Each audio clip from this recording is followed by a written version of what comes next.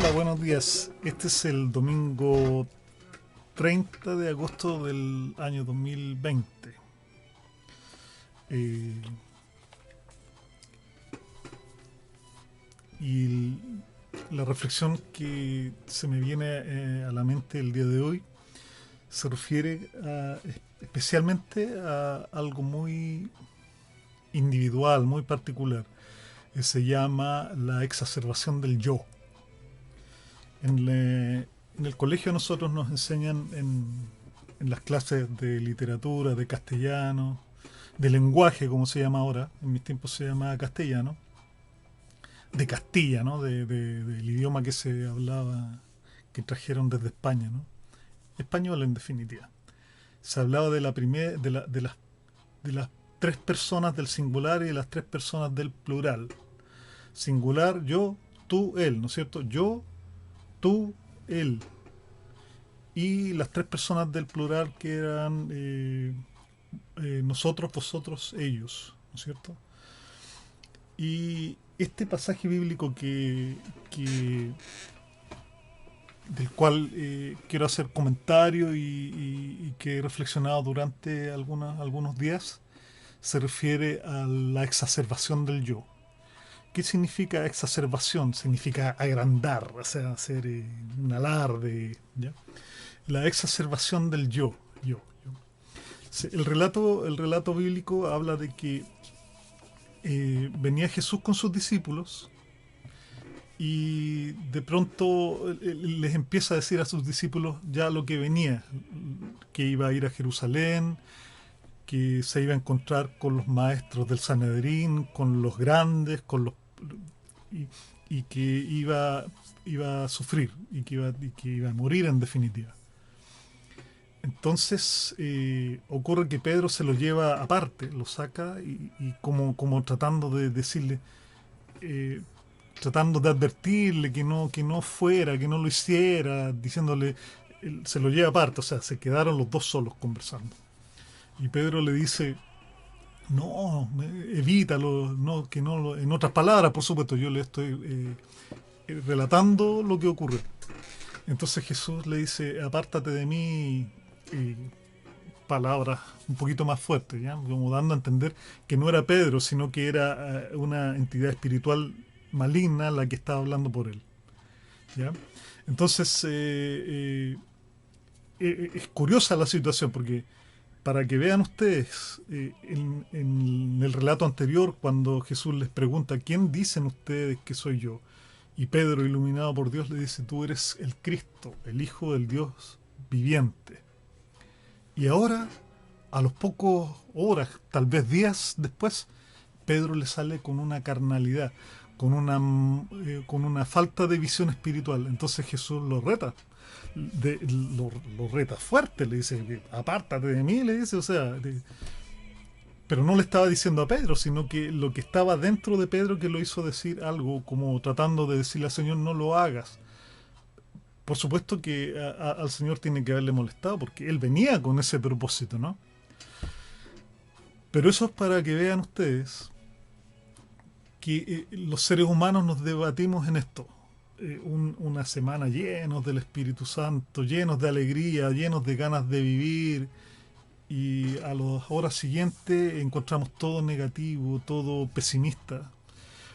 Y, de eso se trata este relato del reto, del desafío que le pone, que nos pone el Señor a todos en estos tiempos, ¿no? Eh, Después de esto, de que el Señor retó a Pedro, ¿no? Que fue un reto. Hablemoslo poniéndose en la situación, lo retó. Así como nos retan a nosotros a veces. Uno tiene que agachar la cabeza y decir, sí, me equivoqué, chuta, perdona, espero no volver a cometer lo mismo, ¿no? Después de eso, se le junta a la gente ahí. No se quedaron los dos solos. Y ahí el Señor les dice, el que quiere seguirme, niéguese a sí mismo. Y aquí es donde viene la exacerbación del yo que yo que yo les digo, ¿ah? Valga la redundancia, ¿no? La exacerbación del yo. Niéguese a sí mismo, cargue con su cruz y sigue, y me siga. Eh, la exacerbación del yo. Vea usted nomás en estos tiempos actuales en que el yo es prácticamente la única palabra que existe, ¿no? Desde niños, desde que estamos en la escuela, se nos enseña a competir, a quien tiene las mejores notas, a quien llega con la mejor ropa, a quien eh, tiene más capacidades para algo, al que es más bonito de cara, a la que es más linda de pelo, de cara, de... Y estamos exacerbando el yo, dándole esa suma importancia. Y es terrible lo que ocasiona esta situación, ¿no? Basta darse cuenta la cantidad de cosas negativas que trae el, el yo. Y el Señor nos dice hoy, niéguese a sí mismo, cargue su cruz y sígame. ¿Ya? Eh, el negarse a sí mismo significa una una lucha contra los deseos individuales. Y, y viene esa lucha, ¿no? De seguir al Señor significa cargar la cruz. Yo coloqué esta pantallita aquí, que fue una foto que yo saqué de un letrero cuando fuimos con mi mamá y mis hermanas a Colombia. Visitamos un lugar muy lindo, que era como una especie de abadía, de convento, en un lugar muy lindo. Y lo que dice esto, dice, ¿empezaste a seguir a Dios?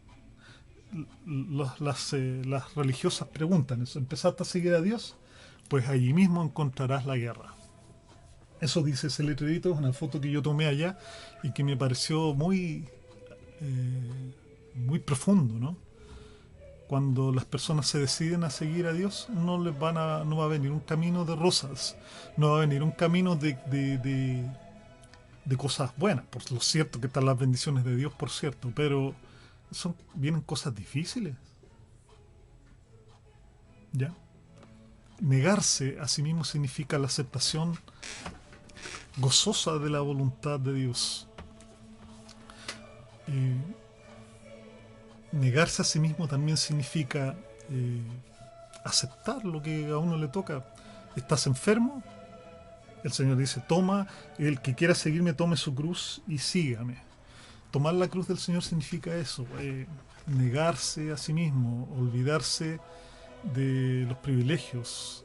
Es muy difícil vivir de eso, así de esa forma. La vanidad está muy ligada al yo, y el yo está muy ligado a la soberbia. Y la soberbia es uno de los 7 pecados capitales. Se llaman pecados capitales porque son los pecados principales, y de ahí se deriva una serie de cosas hacia abajo negativas. La soberbia es uno de los pecados capitales, y el yo está metido ahí, adentro.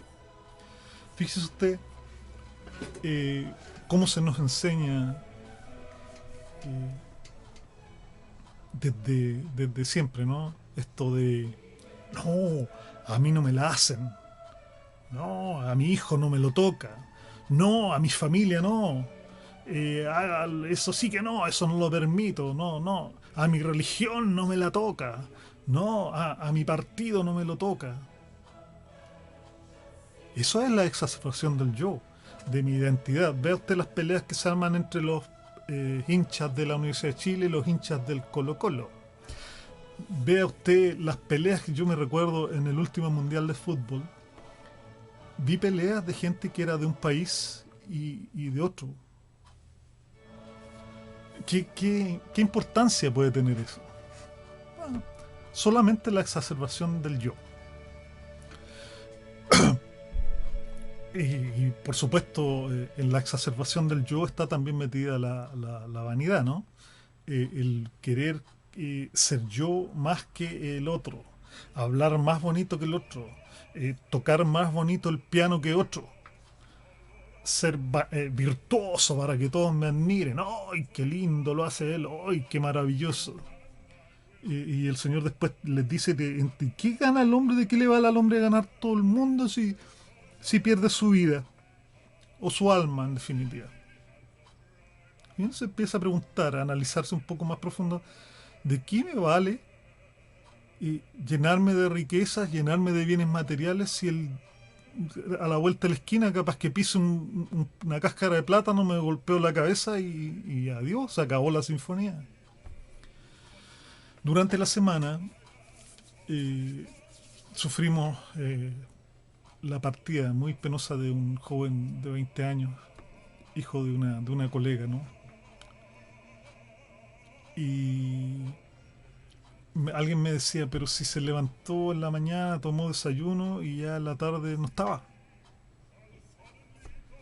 Uno podría pensar que eso le va a ocurrir a una persona, a un anciano, a una persona que ya está en el último tramo de su vida.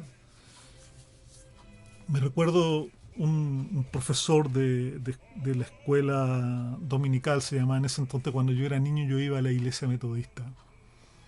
Y se nos enseñaba a los niños en el día domingo las cosas de la iglesia, eh, de la Biblia, del Evangelio y un montón de cosas. Yo tenía ahí un profesor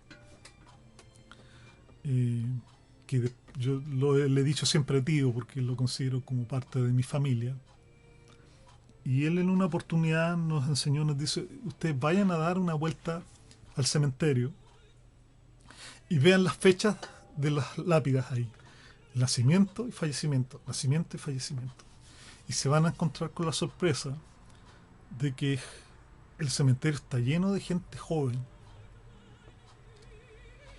Tuve la oportunidad de hacer ese experimento, ¿no? De ese ejercicio de ir al cementerio y empezar, e incluso tomé una libreta y empecé a anotar fechas y hacer una estadística de todas las fechas que yo vi, cuántas estadísticas de esas personas tenían menos de 40 años y eran más del 60%. Por lo tanto, esa frase del pasaje del relato bíblico que dice, ¿qué le vale al hombre ganar todo el mundo si pierde su vida? Hay otro pasaje bíblico que dice, necio, le dice, tonto. Esta noche vienen a pedir tu alma. O sea, te viene a buscar la muerte. Y de lo que has juntado, ¿te podrás llevar algo? En otras palabras, por supuesto, en palabras más bíblicas, ¿no? Te vaya a poder llevar algo. Así me dijo una vez una persona. No significa tampoco por eso que uno no deba luchar por la vida, por ganarse la vida y por tener cosas. Pero cuando eso se transforma en el objetivo principal de la vida de una persona, estamos mal, estamos equivocados. Lo dice el relato de hoy. Niéguese a sí mismo, tome su cruz y sígame. Gran símbolo, decía yo hace un tiempo atrás, es la cruz. Gran símbolo, potente.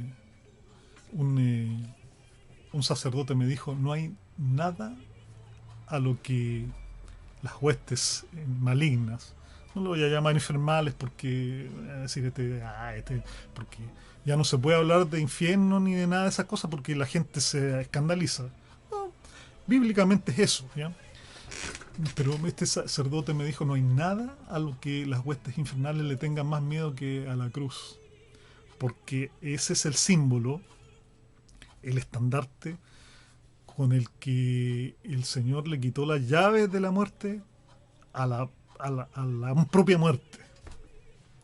Por lo tanto, cuando a uno le dicen, oye, tú tienes una enfermedad, ¿qué pasaría si a usted o a mí me dijeran, tienes una enfermedad de la cual no tienes vuelta y te quedan tanto tiempo de vida? Y en ese instante la persona, yo me imagino, empieza a reflexionar, ¿qué viene? Ya me han dicho que este caballero eh, resucitó, ¿no es cierto? Y si yo me voy a morir, entonces, pucha, le pido a este caballero que me inscriba, pues. Es la única que esperanza. Si te dicen que ya no te queda más hilo en la carretilla y que lo único que, la única relato, la única historia, lo único que vale la pena, que nos da esperanza después de la muerte, es esto. Entonces le decían, inscríbeme, señor, inscríbeme en eso, ya. Es lo único que me queda, no, no me queda nada más. Y profundo, ¿no? El misterio de la cruz y ese gran símbolo. Eh, los evangélicos no tienen la cruz con el Señor ahí. Ellos dicen que el Señor resucitó y la cruz está ahí, vacía. Es verdad, la cruz está vacía porque el Señor no está ahí, porque el Señor resucitó. Por lo tanto, es válido también. Los católicos tenemos la cruz con el Señor ahí, porque, bueno, es así y es un símbolo muy potente. Yo tengo esta crucecita que me regaló el, muy bonita, me la regaló el padre Enrique Lefort cuando Monseñor Oviedo lo llevó a Roma. Quería Monseñor Oviedo presentárselo al Papa Juan Pablo II para que el Papa Juan Pablo II lo nombrara obispo.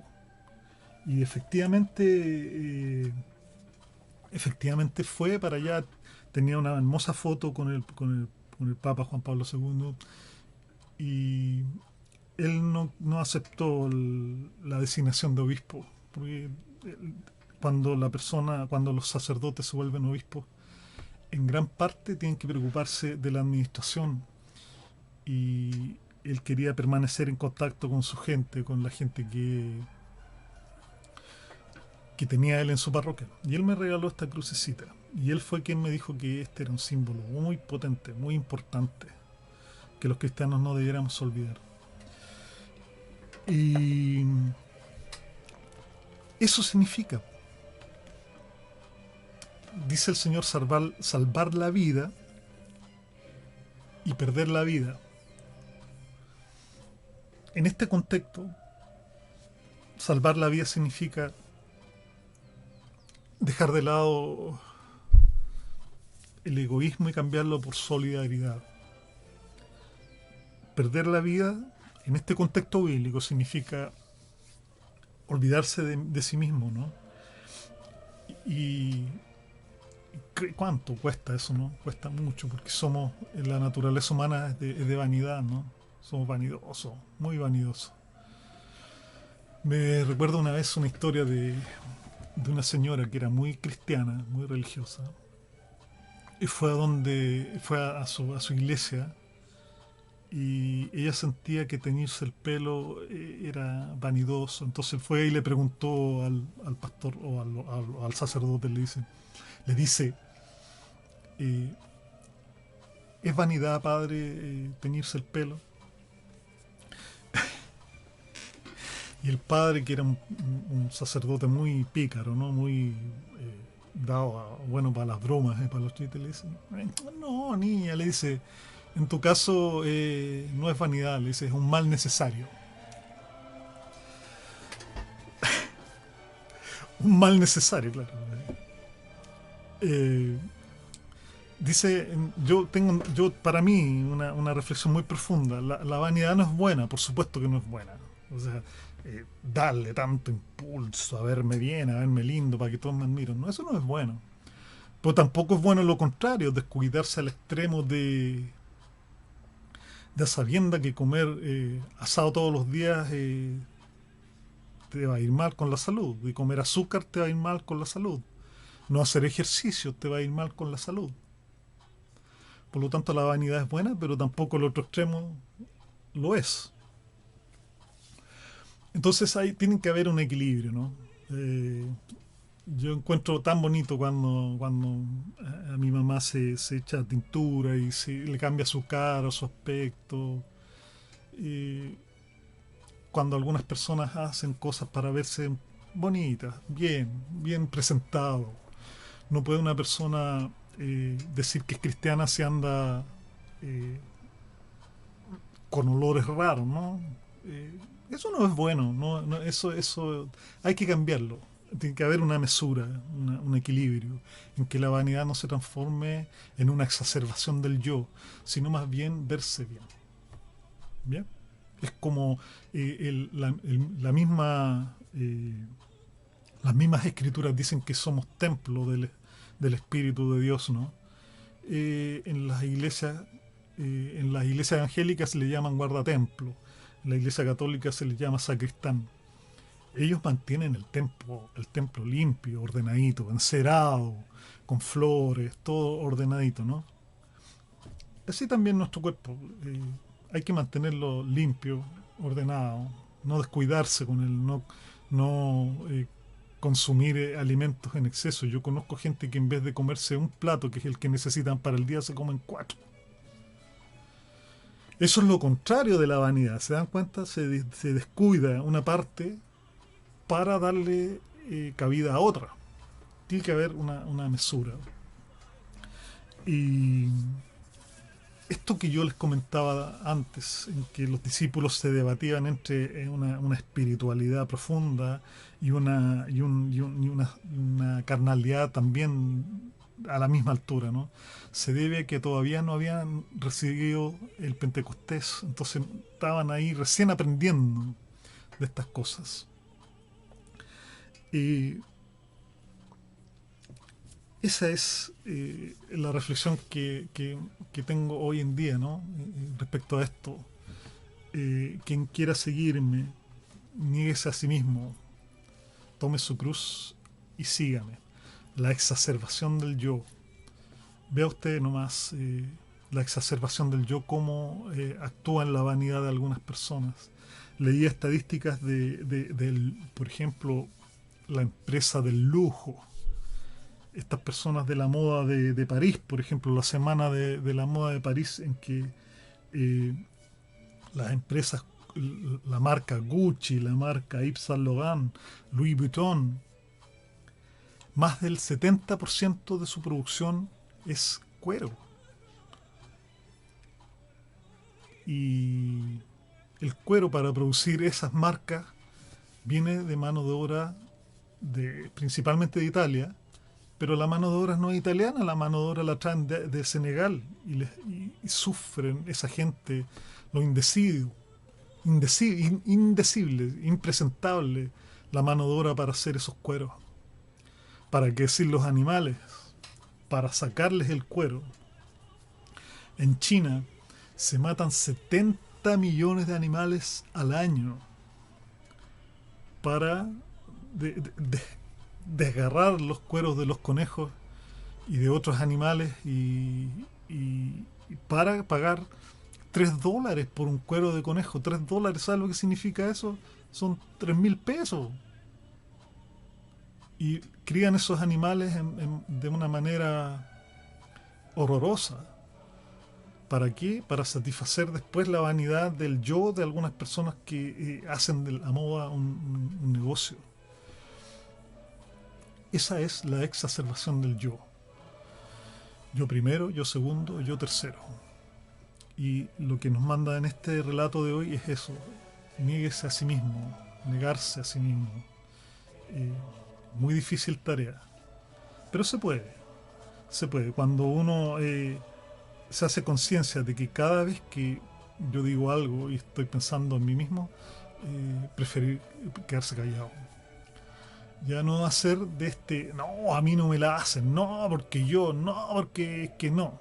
Usted vea, está llena, usted vea los delincuentes de la alta alcurnia y de la baja alcurnia, eh, siempre está eso, la satisfacción de el yo.